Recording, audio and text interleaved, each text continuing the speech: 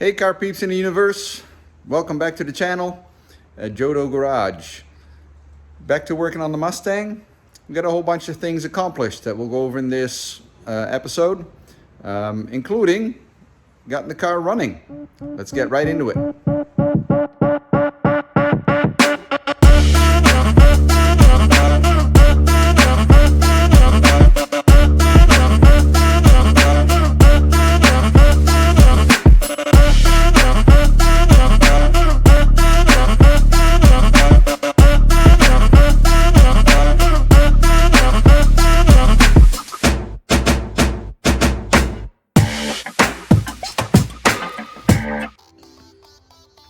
This kind of indicates why we didn't have any coolant left in the car. But as I was trying to get the fan shroud off, I also found this. So, along the lines of the gift that keeps on giving, here's another little marvel.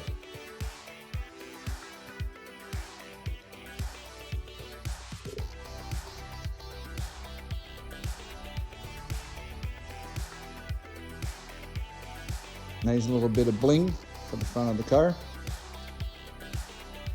Make sure to retain these little clips if you're doing this.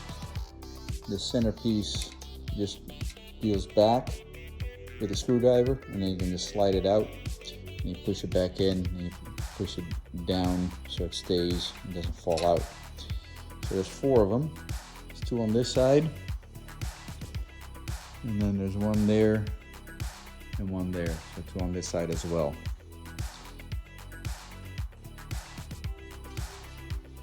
Radiator is in place, as well as the secondary transmission oil cooler. So onto the AC condenser unit. The AC condenser is installed. That new line we discussed earlier. Over here. You gotta hook up over here. As you can see, we've got the brand new radiator, transmission auxiliary cooler, and then the AC condenser. It just sits in these little brackets. There's 4 of them, two on the right, 2 on the left. That's good. There's the transmission cooler on the passenger side installed, as well as the engine cooler on the driver's side. Getting closer to be able to start this thing up. This little elbow on the air intake broke off. There's the intake elbow going into the throttle body. So it looks like there will be a part that comes out the way that's set up, and then you can just get that little elbow and replace it. Well, not so much.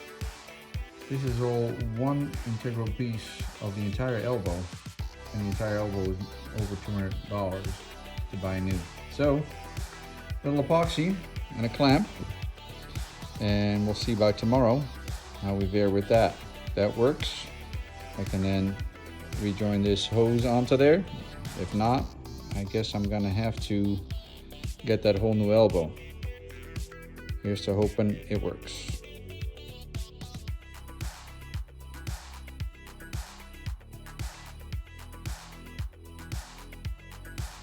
Put a jack under the transmission with a board on it to spread the load. Did not really jack up the transmission any at this point. We'll see once we get the old one off whether we need to. Of course, it did sag a bit probably since the mount broke, but we'll go take this one off and put the new one on. Once we get the new one on, we'll get a better idea whether we have to raise it up a little bit, and we'll do so accordingly. Both these 3 bolts and these 2 nuts are a 15mm socket, and the actual frame member is 18. So there's 4 of these. They're 18mm.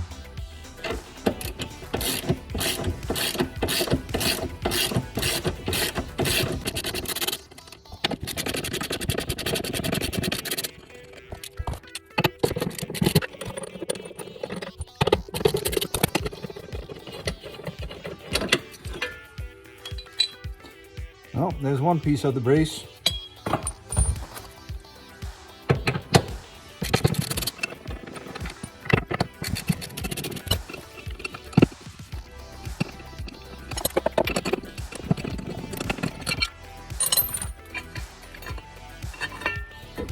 Second piece. Okay, now we can move on to the actual transmission support.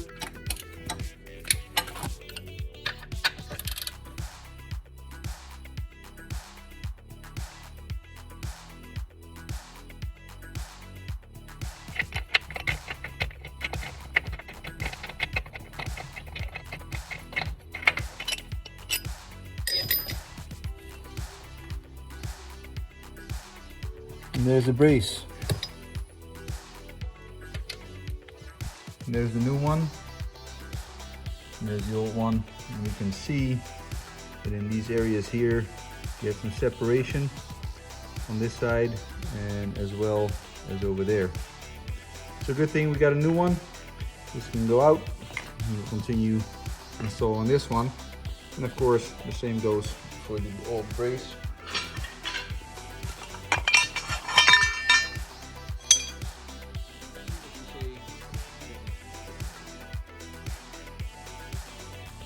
This mount is ambidextrous, doesn't really matter which way you put it on. The actual brace that goes onto the frame there is an actual arrow on there, and I'll show you that when we get to it. They probably knew I was going to be working on one of these, so they said, well, we better put an arrow on it.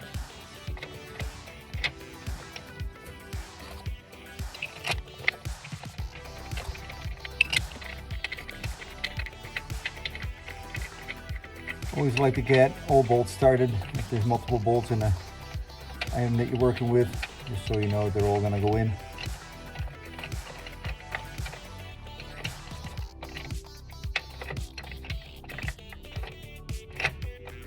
Spec on these bolts is 66 foot-pound. So we preset the torque wrench.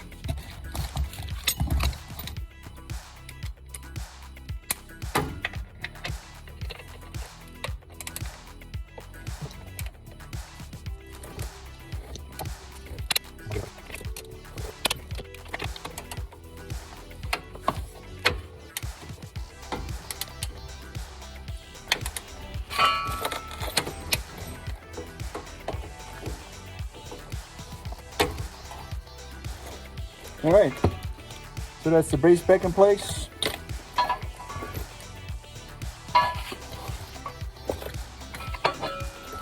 Support, I should say. Hopefully you can see this in the dark, but there's the arrow pointing to the front, meaning it has to go on in this orientation.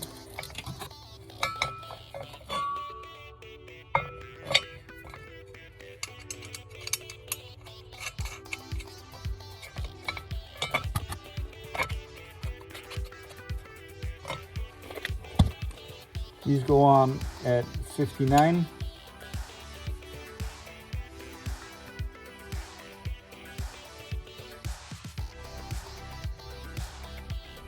Foot-pounds.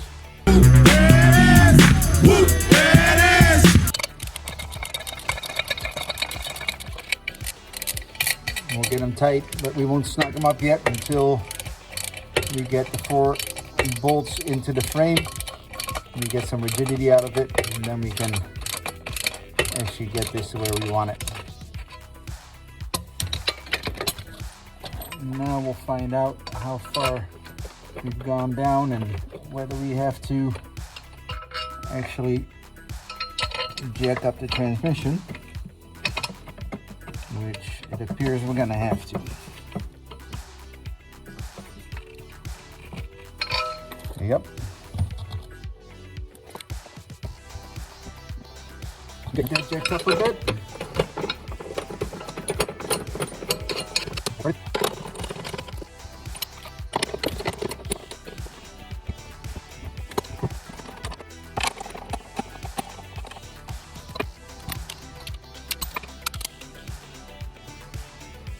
Okay, so these are actually getting torqued to 56 foot-pounds.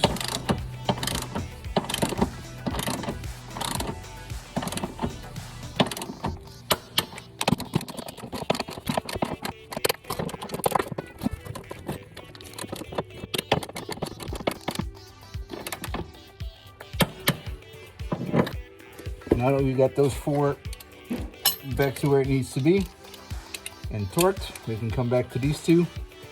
Just adjust the torque wrench to go to 59.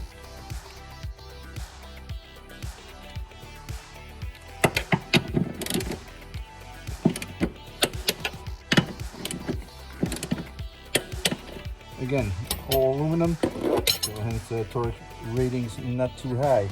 Last step, removing of the jack and the board that we put under there.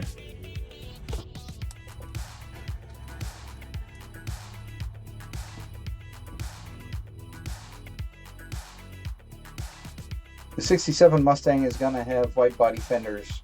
So for fun, I thought I'd try these 19x11s on the car and see where we end up for poke. It's about an inch or so. So the difference of 2 inches aside between this Mustang and the 67 Mustang should get us pretty close to where we're going to end up. The fronts were too small because they were touching the caliper though.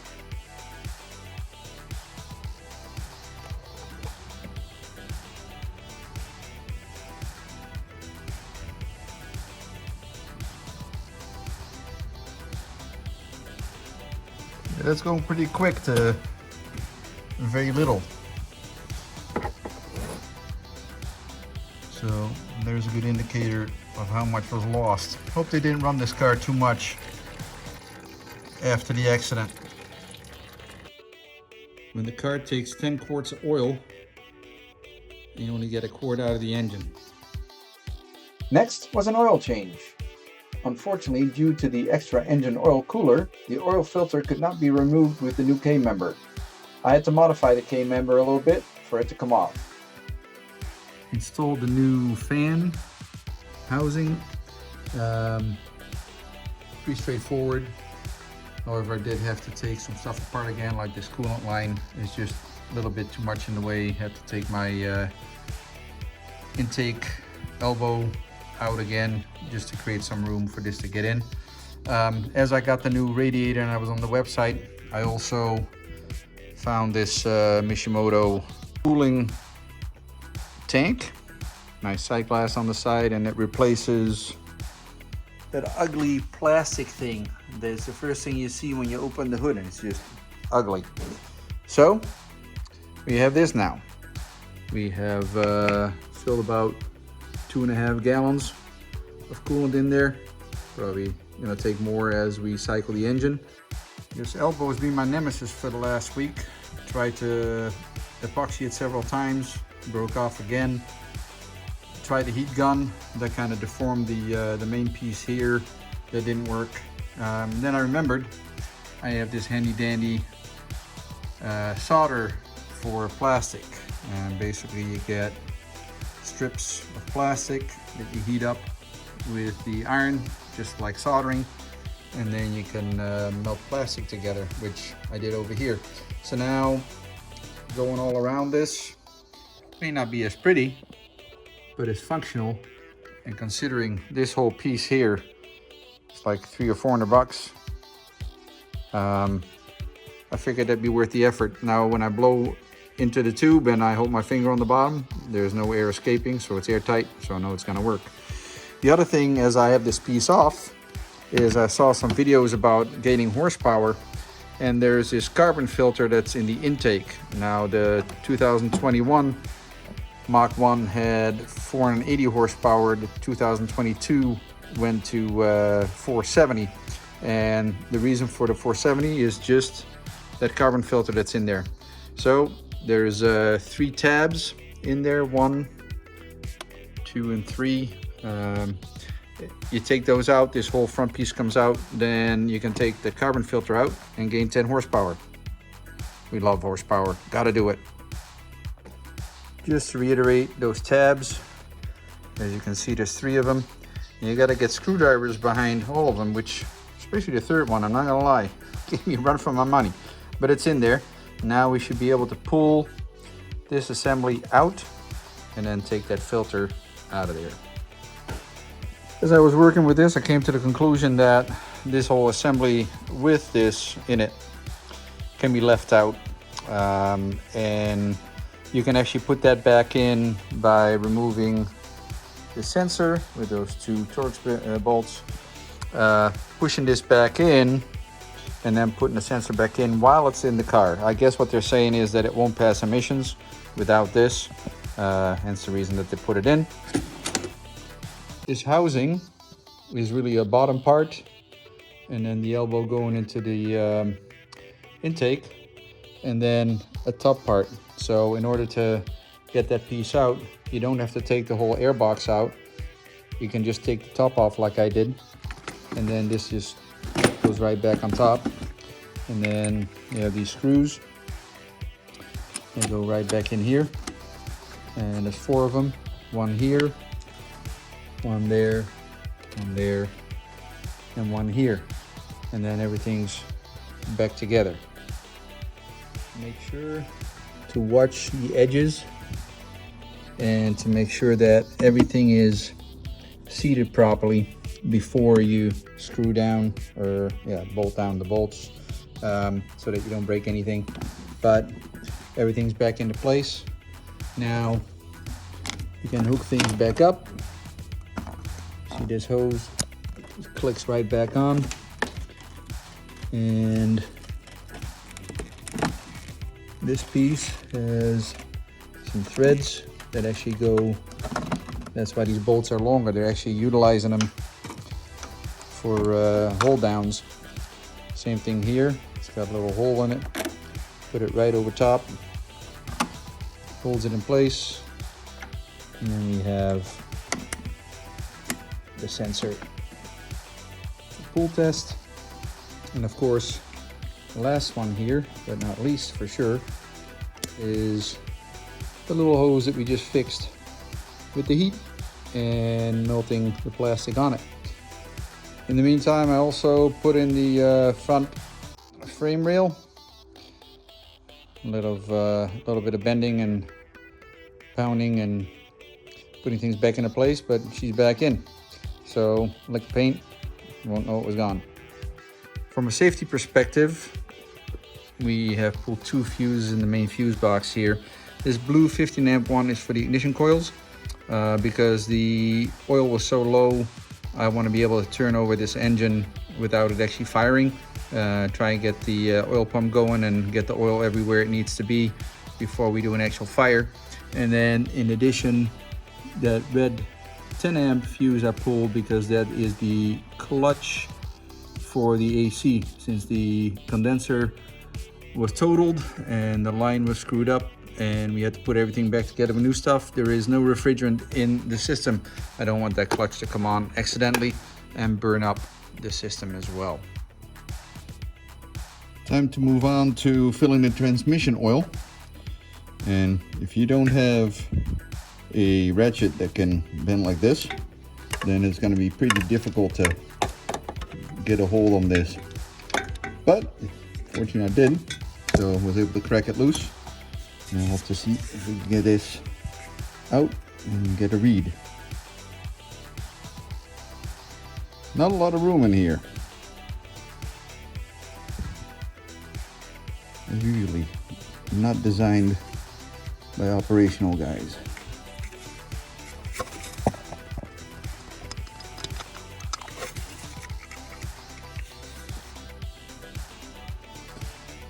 There goes the cap.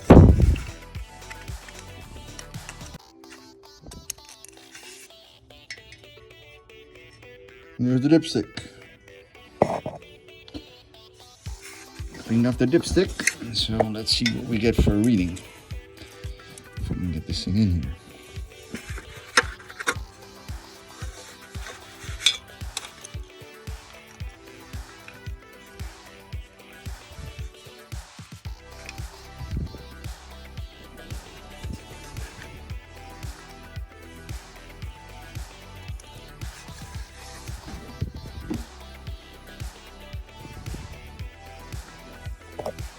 Well, according to the dipstick, we're still quite full. I guess we could run it and let it fill up the auxiliary cooler and then recheck it.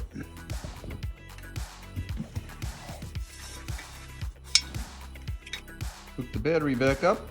So let's go have a look if we get a dash.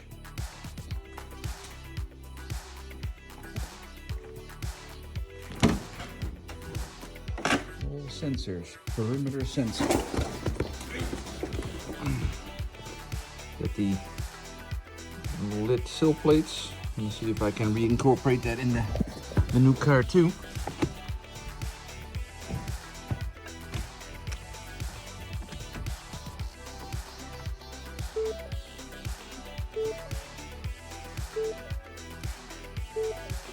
You know that. You already know that too. Spot system fault, front cam. All kinds of faults. Let's see if we can turn over the car.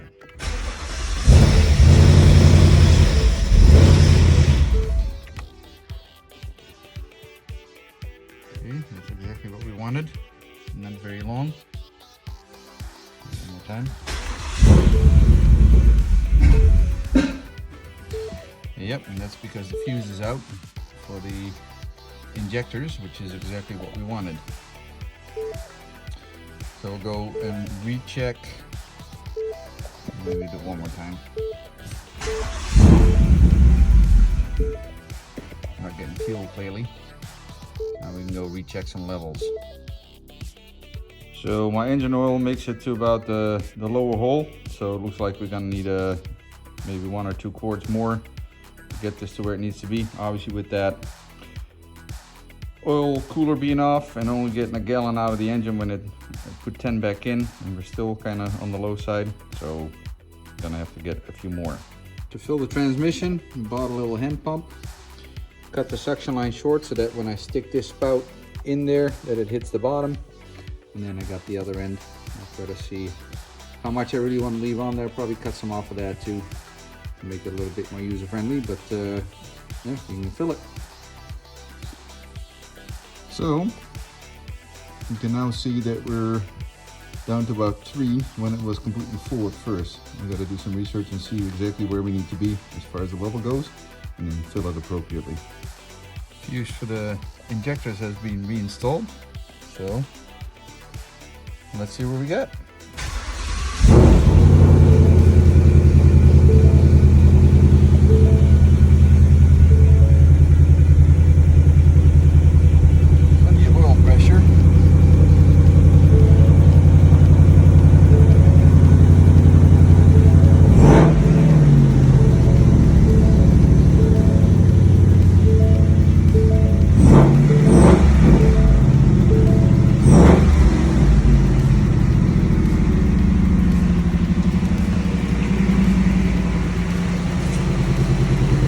Running. Let's look at.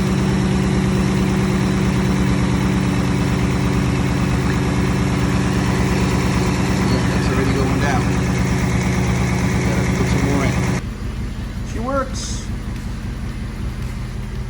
Added some gauges to the gauge cluster, and seems like our oil pressure for doing right now seems to be fine. Yeah, I know I gotta put my seatbelt on. I'm not really in the car though. 16,000 miles on this car.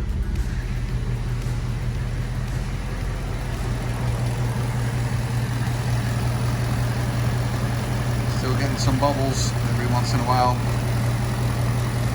like so. The car, so.